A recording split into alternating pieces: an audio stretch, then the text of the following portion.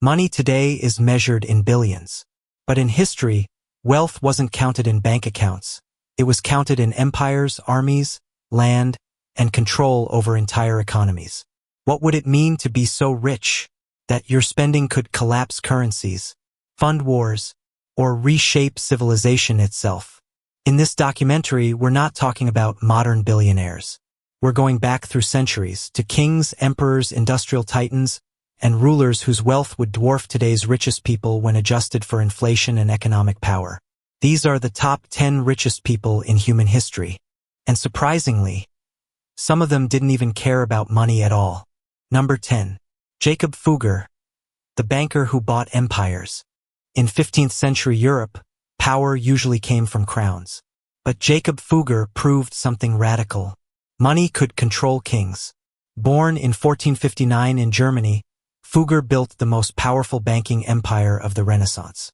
He financed emperors, popes, and wars, including the election of the Holy Roman Emperor himself. At his peak, Fugger controlled European mining, trade routes, and royal debt. Entire nations depended on his loans. Adjusted for inflation, his wealth would exceed $200 billion. Jacob Fugger didn't wear a crown, but emperors bowed to him anyway. But the next man on this list ruled something far bigger than banks. He ruled nearly the entire known world. Number 9. Genghis Khan, the man who owned the world. Genghis Khan created the largest contiguous empire in history, stretching from China to Europe. But here's the twist. He didn't hoard wealth. Unlike other rulers, Genghis Khan distributed riches to his generals and people. He lived simply, refused palaces, and believed wealth weakened discipline. So why is he on this list? Because he controlled everything: land, trade routes, tribute, and populations, on a scale never repeated. His personal net worth is unquantifiable. But in terms of raw economic control, few humans have ever come close. And coming next, a man who became rich not by conquest, but by paying workers more than anyone before him. Number 8. Henry Ford, the man who paid the masses. Henry Ford didn't just build cars. He built the modern middle class. By revolutionizing mass production with the assembly line, Ford turned automobiles from luxury items into everyday machines. At his peak, Ford Motor Company dominated global manufacturing. Adjusted for inflation, his fortune would exceed $200 billion. But Ford did something unheard of at the time. He doubled worker wages.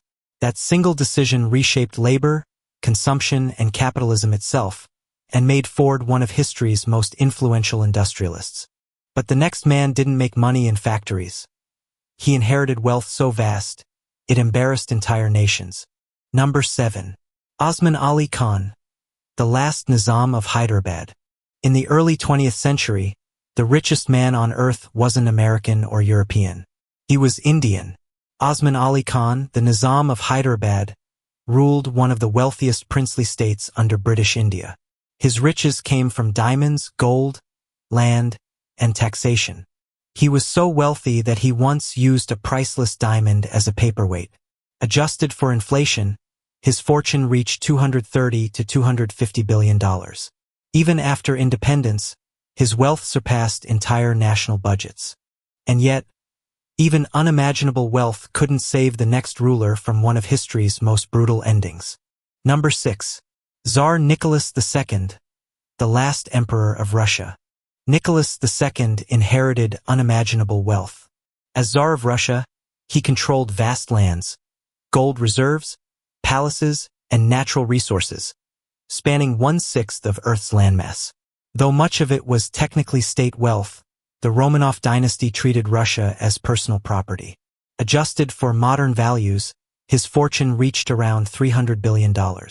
Ironically, his immense wealth couldn't save him from revolution. In 1918, Nicholas II and his family were executed, bringing Imperial Russia to an end. Next comes a man who had it all, and then gave almost all of it away. Number 5. Andrew Carnegie, Steel, Power, and Philanthropy. Andrew Carnegie rose from poverty to dominate the steel industry during America's industrial age. By the time he sold Carnegie Steel in 1901, he was one of the richest individuals ever, worth over $300 billion in today's terms. But Carnegie believed something radical, that the rich had a moral duty to give back. He donated over 90% of his wealth to libraries, universities, and public institutions.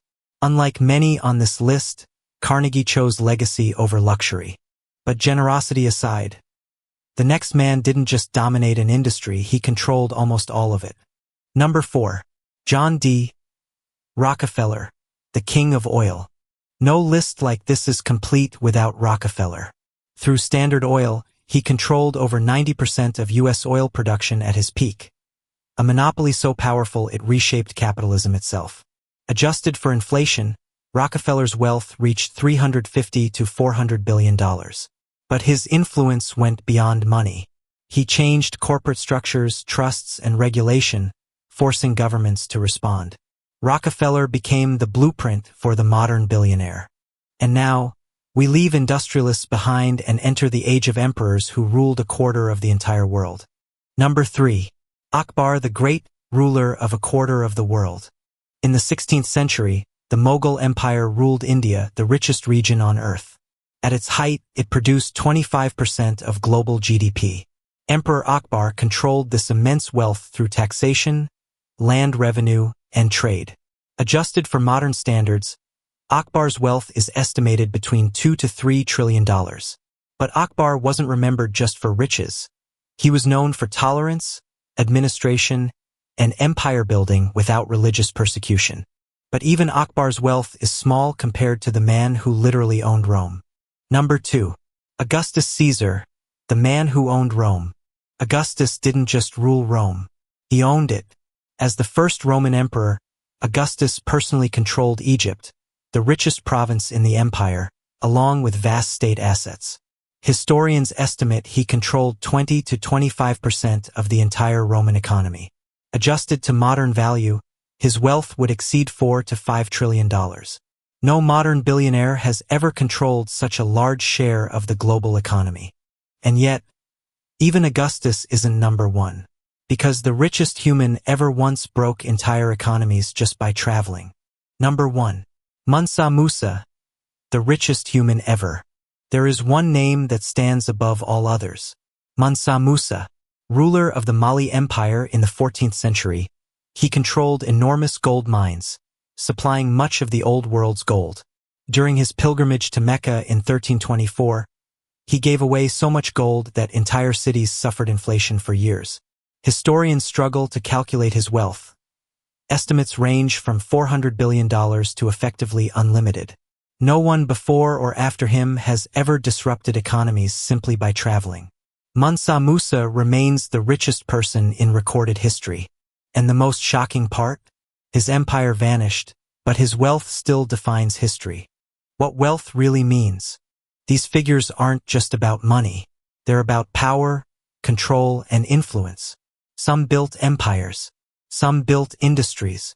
Some lost everything. But each of these individuals reminds us of one truth. Wealth shapes history, but history decides what wealth truly means.